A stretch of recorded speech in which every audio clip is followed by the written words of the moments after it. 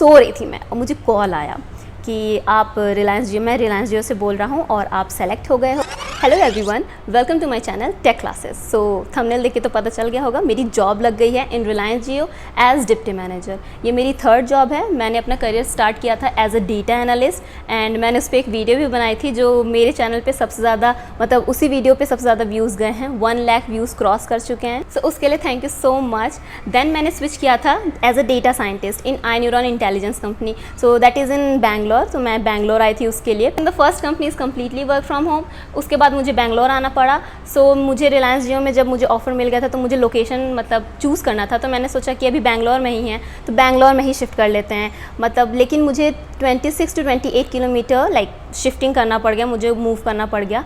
And Reliance जियो का जो office है यहाँ पे मे बी 2-3 ऑफिस हैं, बट मुझे बेलांदूर का ऑफिस मिला है। मैं बेलांदूर के ऑफिस में हूँ और ये जो आप एरिया देख रहे हैं ये मेरा कॉमन एरिया है, मैंने पीजी में शिफ्ट किया है। Coming to the interview experience, और ये वीडियो आप पूरा लास्ट तक देखिएगा बिकॉज लास्ट में मैं बताऊँगी कुछ ऐसे पॉइंट्स जो मैंने 2 महीने से शुरू कर दिया था। मुझे जॉब चेंज करनी थी तो मैंने 2 महीने से प्रिपरेशन शुरू कर दिया था और इतने सारे मैंने इंटरव्यू दिए तो उसमें कहीं पे रिजेक्शन हुआ, कहीं पे एक्सेप्टेंस हुआ, लेकिन मुझे नहीं पसंद आया वो कंपनी। सो कुछ पॉइंट्स ऐसे थे जो कॉमन थे। ऐसा है कि मुझे एक्सपीरियंस हो गया है। सो फ्रेशर्स का इंटरव्यू एंड एक्सपीरियंस्ड का इंटरव्यू दोनों में डिफरेंस होता है। सो एक्सपीरियंस पर्सन भी जब इंटरव्यू देने जाते हैं तो कुछ पॉइंट्स मिस कर देते हैं। तो बस वो छोटे ही पॉइंट्स हैं, ज़्यादा बड़े कोई पॉइंट्स नहीं है।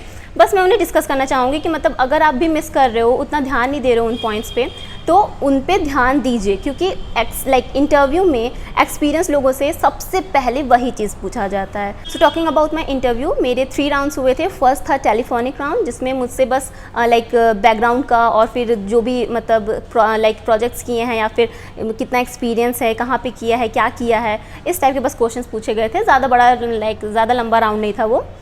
सेकेंड राउंड मेरा कुछ उसके 2 दिन बाद या 3 दिन बाद हुआ था, मेरे को एग्जैक्ट याद नहीं है।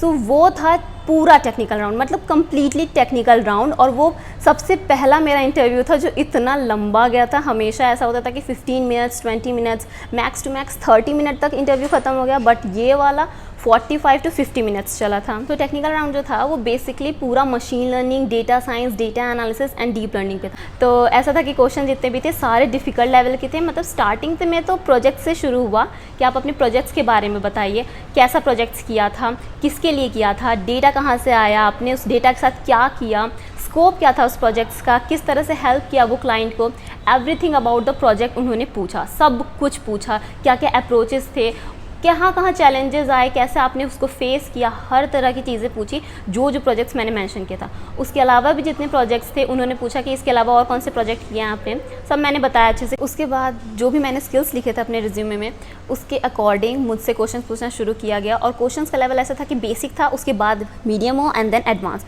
और एडवांस मतलब बहुत ही ज़्यादा डिफिकल्ट आने लग गए थे क्वेश्चंस वो। और ऐसा मतलब जितना एक्सपीरियंस था उसके हिसाब से मुझे उतने क्वेश्चंस के आंसर आ भी नहीं रहे थे। मैंने उनको सीधा क्लियर कट बोल दिया कि मुझे इतना ज़्यादा अपॉर्चुनिटी नहीं मिला है कि मैं डीप लर्निंग एल्गोरिदम्स पे काम कर सकूं क्लाइंट्स के लिए, प्रोजेक्ट्स पे, एक्सेट्रा एक्सेट्रा।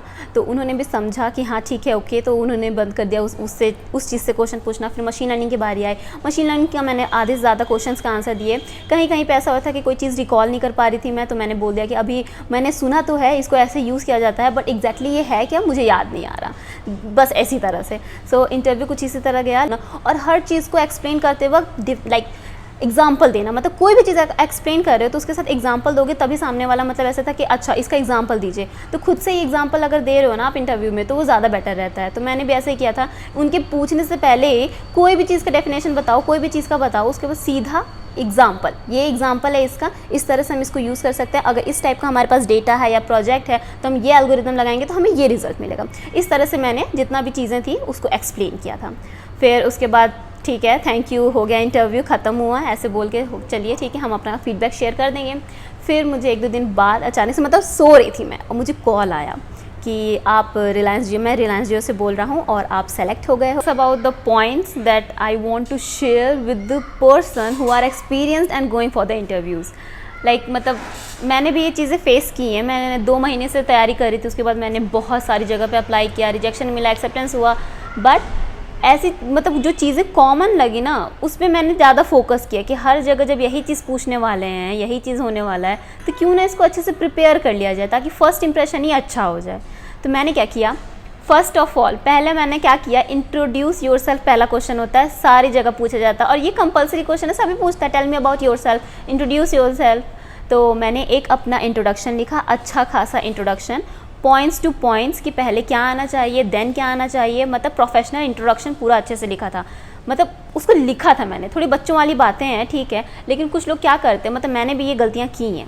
कुछ लोग क्या करते हैं कि इंटरव्यू में जा रहे हैं ठीक है, मतलब ऐसा होता है इंटरव्यू कभी कभी होता है कि आज मुझे कॉल आया एंड देन कल इंटरव्यू रख दिया उन्होंने। एक दिन में कैसे प्रिपेयर करेगा इंसान? अगर ये कुछ कॉमन चीज़ें आप पहले से ही प्रिपेयर करके रखोगे तो आपको सिर्फ स्किल्स के बारे में थोड़ा बहुत पढ़ना पड़ेगा और ज़्यादा कुछ नहीं पढ़ना पड़ेगा। तो मैंने क्या किया था, इंट्रोड्यूस योरसेल्फ पूरा अच्छे से लिखा था। पहले एक्सपीरियंस आना चाहिए, then projects, then skills and then weakness, strength, like जो भी आपको डालना हो इंट्रोडक्शन में वो डाल सकते हो आप, ठीक है। मैंने भी इस तरह से प्रिपेयर किया था। तो ये हर जगह पूछा जाता है, तो एक प्रिपेयर करके आप रख लोगे, उसे याद नहीं करना है, उसे समझना है कि हाँ आप एक लेआउट बना लोगे कि आपको स्टार्टिंग में क्या बोलना है, देन क्या बोलना है और लास्ट में आपको किस तरह से उसे एंड करना है। तो एक फ़र्स्ट इंप्रेशन अच्छा हो जाता है तो फिर सामने वाले को भी लगता है कि हाँ चलो इंट्रोडक्शन ही मेन होता है, पहले उसी से शुरू होता है, तो अच्छा से एक बना लो तो आपके लिए भी बेटर है। तो ये एक छोटा सा बस टिप है एक तरह से, अगर आप इसको फॉलो करते हो इंटरव्यूज़ में तो अच्छा रहेगा। नेक्स्ट मैं बोलना चाहूँगी कि जैसे और भी क्वेश्चंस होते हैं, इंट्रोड्यूस योरसेल्फ तो कॉमन है, और भी कुछ कॉमन क्वेश्चंस होते हैं, जैसे एक एक्सपीरियंस पर्सन के लिए होता है। पहली बात तो एक्सपीरियंस और लाइक फ्रेशर्स के लिए जो इंटरव्यूज़ होते हैं वो डिफरेंट तरीके के होते हैं। उन पर कुछ पूछा जाता है एक्सपीरियंस पर्सन से और एक फ्रेशर से दूसरी एक्सपेक्टेशंस होती हैं। तो एक एक्सपीरियंस पर्सन से सबसे एक और कॉमन क्वेश्चन है, क्यों कंपनी छोड़ना चाहते हो, ठीक है, अपनी प्रेजेंट कंपनी क्यों कंपनी छोड़ना चाहते हो, क्या तुम्हें नहीं मिल रहा कि तुम्हें हमारे ऑर्गेनाइजेशन में मिलेगा, इस टाइप का। तो आप एक इसका भी अच्छा सा आंसर बना के लिख सकते हो कहीं पे, जिसको आप प्रैक्टिस कर लो कि हाँ मुझे इसी तरह से आंसर देना है। ये नहीं कि इंटरव्यू है आपने डायरेक्ट बोल दिया, कुछ इधर हो गया कुछ उधर हो गया, सामने वाला भी सोच रहा है कि बोल क्या रहा है, ये समझ ही नहीं आ रहा, बोलना क्या चाहता है, मतलब वो है ना क्या कहना चाहते हो भाई, ऐसा वाला सीन। तो आप लिख लोगे तो आपके लिए बेटर है, मतलब एक पॉजिटिव आंसर आप लिख लो कि हाँ मैं कंपनी क्यों छोड़ना चाहता हूँ, एक बेटर अपॉर्चुनिटी के लिए, अच्छी अपॉर्चुनिटी के लिए, इस तरह से कुछ भी अच्छा सा बना के लिख लो, ठीक है। इसके अलावा ये दोनों तो इंपॉर्टेंट हो गए। चलिए इसके अलावा जो जितने भी क्वेश्चंस होते हैं वो भी अगर आप प्रिपेयर कर लो तो आपके लिए अच्छा होगा। मैंने कैसे प्रिपेयर किया था, मैंने एक डायरी ली, डायरी में सारे क्वेश्चंस लिखे जो इंपॉर्टेंट क्वेश्चन से पूछ सकता है सामने वाला, उसके आंसर्स लिखे थे खुद से बना के, खुद के एक्सपीरियंस के बेसिस पे मैंने सब आंसर लिखे थे। कुछ पॉइंट्स मैंने यूट्यूब से देखे थे कि क्या क्या पॉइंट्स हमें रखना चाहिए इस क्वेश्चन के आंसर में, इस तरह से मैंने एक एग्जैक्ट आंसर बना लिया था। वही आंसर मैं सारे इंटरव्यूज़ में देती थी ताकि मेरा भी क्लियर था कि मुझे क्या बोलना है, कौन कौन से पॉइंट्स मुझे रखने हैं उस आंसर में, और सामने वाले को लगता था कि हाँ ठीक है ये प्रिपेयर्ड है।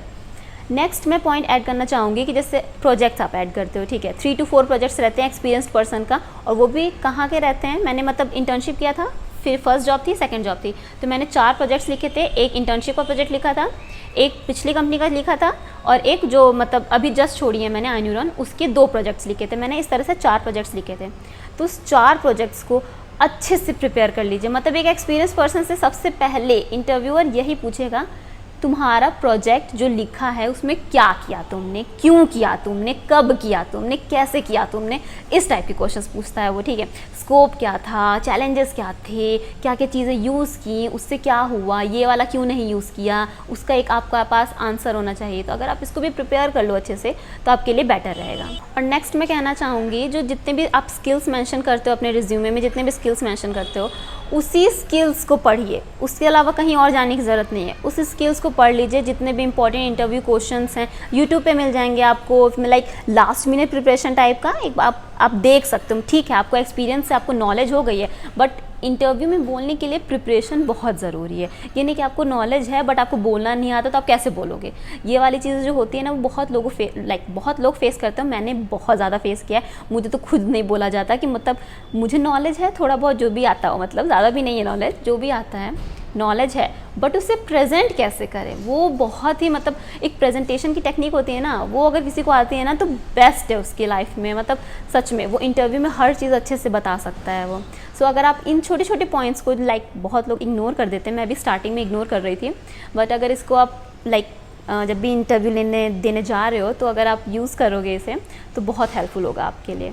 स्टार्टिंग के इंटरव्यूज़ में मैंने ये सारी चीज़ें इग्नोर की थी, जिसकी वजह से मैंने कुछ भी बोल दिया था। मतलब इंट्रोड्यूस बोल रहा है तो हम पता नहीं कहाँ, मतलब ऐसा था कि हम कॉलेज से शुरू कर रहे हैं एंड देन प्रोजेक्ट पे देन एक्सपीरियंस, तो एक फ़्लो अच्छा नहीं होता। प्रोफेशनली अगर आप किसी को बता रहे हो तो सबसे पहले ये बताओगे कि आप प्रोफेशनल हो क्यों, कितना एक्सपीरियंस है, कहाँ एक्सपीरियंस है, क्या किया है, ये सारी चीज़ें। ये नहीं कि मैं बीटेक पास आउट हूँ, मैं 10th और 12th में मेरा परसेंटेज ये था, स्टार्टिंग में ये सब नहीं बताना होता। तो एक ये सारी चीज़ें हैं, अगर आप प्रिपेयर कर लोगे तो आपके लिए अच्छा है। तो इसी के साथ मैं वीडियो एंड कर रही हूँ। अगर आपने मेरा चैनल सब्सक्राइब नहीं किया है तो प्लीज़ सब्सक्राइब कर लीजिएगा, नोटिफिकेशन बेल ऑन कर लीजिएगा ताकि जो भी मैं वीडियो अपलोड करूँ उसका आपको नोटिफिकेशन मिल जाए तुरंत। और लाइक कीजिएगा और कमेंट में ज़रूर बताइएगा कि आपको वीडियो कैसी लगी, पॉइंट्स सच में यूज़फुल हुए कभी कि नहीं, या फिर आपका क्या राय है इस पॉइंट जो पॉइंट्स मैंने डिस्कस किया उसके बारे में। और जो भी चीज़ें आपको कोई वीडियो बनानी हो, मुझसे बोलना हो कोई वीडियो बनाने के लिए, तो आप कमेंट सेक्शन में मुझसे बता सकते हो कि आपका क्या पॉइंट है, क्या इशू है, क्या डाउट्स हैं। आप सारी चीज़ें कमेंट सेक्शन में मुझसे पूछ सकते हो। और आप मुझे इंस्टाग्राम पे भी फॉलो कर सकते हो, मेरी आईडी है aishimishra_28। वहाँ पे भी फॉलो कर सकते हो और वहाँ पे भी आप डायरेक्ट मैसेज कर सकते हो अगर कोई भी आपको डाउट हो या फिर गाइडेंस चाहिए या फिर किसी भी तरह का इशू हो। Thank you.